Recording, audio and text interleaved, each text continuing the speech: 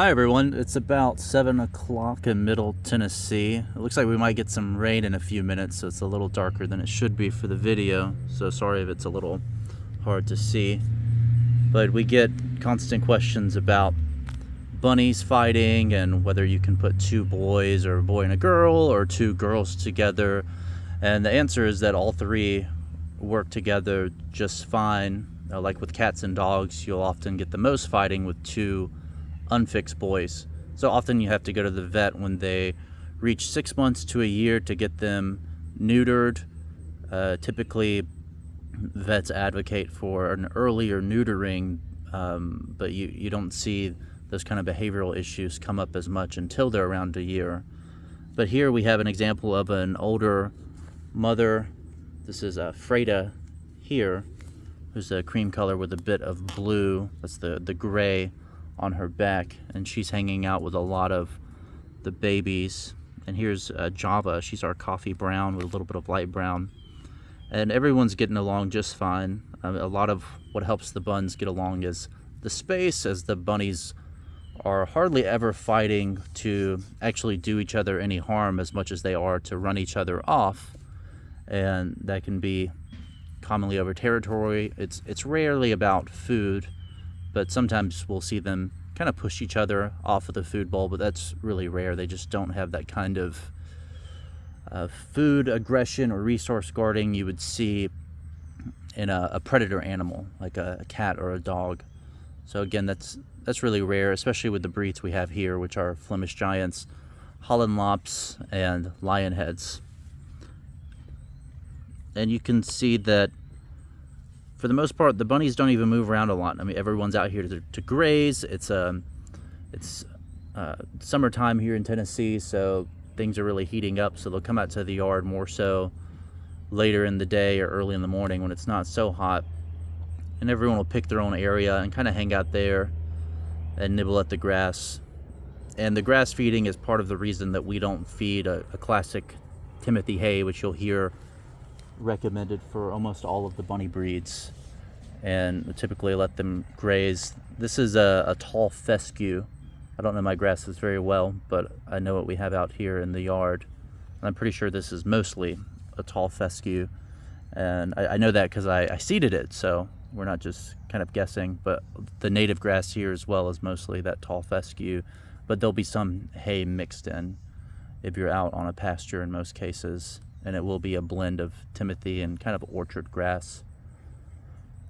So with the boys, again, you're looking at getting them neutered at that 6 month to a year mark to prevent the fighting if it arises. But we do have plenty of cases of individuals getting a pair of boys and them growing up and never having any issues, which is similar to how you can do with dogs, whether you get a Labrador Retriever or some Italian Mastiffs or any kind of more dominant breed you can think of. They often don't require any neutering and actually lose a lot of their confidence because the neutering messes with their testosterone levels and many other kinds of hormones in their body. So often we advocate that individuals don't get their bunny neutered if they're doing a boy-boy pairing, because you're just not going to see any of the behavioral issues that maybe you've been feared into, that are usually propagated by people that keep the buns in individual cages when they're growing up, and then the bunnies don't have the opportunity to get out and socialize at all. And so if you purchase a bunny that's 2 months, 3 months old, and it's always just been with its mother, and then suddenly it's thrown into an environment where it has to deal with another adult bunny or younger bunny, then it can have a really adverse reaction compared to the way that we keep the bunnies here. Many of the bunnies out in this yard are 4 weeks to 6 weeks to 8 weeks, so they've been growing around non-litter mates, growing up around non-litter mates their entire life, so that helps them a lot with socialization. And then moving on to a boy-girl pairing, those are typically the easiest pairings to do because there's just zero aggression male to female, unless a female has a nest, which in a pet home shouldn't be happening anyway. The only catch with those is that you do have to get one of them fixed unless you want a lot of bunnies around the house very soon.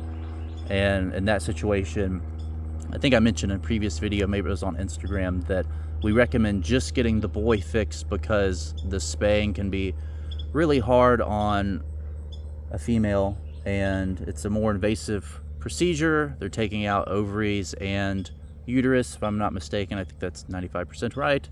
And there's just a longer recovery period, and a small prey animal like that just doesn't do as good as, say, like a dog, which is just a much tougher, stress tolerant animal than a little bunny. So, and then moving on to the girl-girl pairings, usually we recommend no one get spayed again because of the risk, and behaviorally the girl should be getting along. So we're getting some cute hopping here. You can see one of our dogs, just kind of change the subject, is walking into the yard. So the buns do grow up around other animals too. We've got South African Mastiffs, Boerboels, and they typically have a really low prey drive. Boerboel means farm dog. So they're not traditional livestock guardian dogs in that sense. Some of the Boerboels do perform farm work, but that's pretty rare. I mean, we have the kinds that are more guard dog oriented, a lot thicker in bone, a lot larger of the types of Mastiffs. You could take a look too that the adults that we have, they've kind of gotten used to the dogs. So the dogs don't spook them as much. They don't have a natural instinct to kind of run back. But the bunnies are very, very smart. You can see if I turn a little bit here, everyone's gone into the tunnel and back to the overnight yard. You can't get a very clear picture of it here. It's a bit of a mess because there's been so much storming here. But the adults, I mean, bunnies actually aren't that skittish around things that they're used to. So the adults are kind of used to seeing a big dog or two around here, so they're not running off. And I would bet in another few minutes the babies would come back unless, you know, the rain does pick up, in which case they're not going to stay out in much more of than a mist. So with your two girls, if you get them, I think I was saying that bunnies don't stay in a heat in the way a cat or dog does. So they're some people say the expression is that they're always in heat, and then some people will say that they never have a heat, but it doesn't affect their behavior in a noticeable way like with a cat or dog. So during that quote-unquote heat time, you're not going to see a lot of that fighting with the girls. There's not going to be any kind of a cycle like you would see with a dog going in and out of heat, or a cat, and you're not going to see a lot of or any behavioral changes. So you're all set to not get the bunny spayed in a situation where you get two girls. See, now we have another dog coming back around, coming through the tall grass. Over to the left here, this is Lionel. He's our only male Boerboel. You can see if I zoom in, Janice is just kind of checking him out. Maybe I can't zoom that way.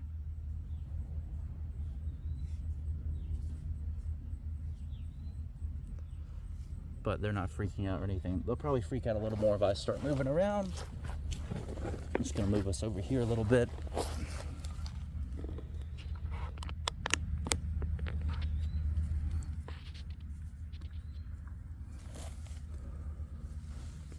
So this is Java again, closest to us, and then Janice is the brown bunny to the right, and then Freda is a cream bunny. And Freda's still young, she's just absolutely enormous. Freda is only 5 months. And then in the back we have a bunny that's been reserved. I believe this is Laura. But she's just 2 months old. She's gonna go to her new home with one of her sisters. But we do run the bunnies in at night. I mean, we've mentioned that quite a lot, but this is just a yard. You can see with not much of a covering. There is a little tree cover. We don't deal with too many birds of prey, and a lot of those stories are usually stories where people don't actually see a bird of prey. Their bunny just goes missing, and they say they've seen a hawk before, so then they constantly tell the story that, well, a bird just came along and must have gotten the bunny. I would encourage you to go out and always look for your bunny if it goes missing, because when they do if they escape, bunnies never go far, and even in the wild, I believe a bunny lives on 1 to 5 acres its entire life. So the bunnies just are not interested in running off, because again, they don't go looking far for mates, especially domesticated rabbits, and they're more concerned with setting up shop in an area they're already in. And sorry, I thought Hanny was calling my name. They're more concerned with setting up an area they're already in and building nest or doing a little grazing. All right, that kind of wraps up the little discussion on boy-boy pairings, boy-girl pairings, and then girl-girl pairings. If you have any questions or comments, please let us know down below.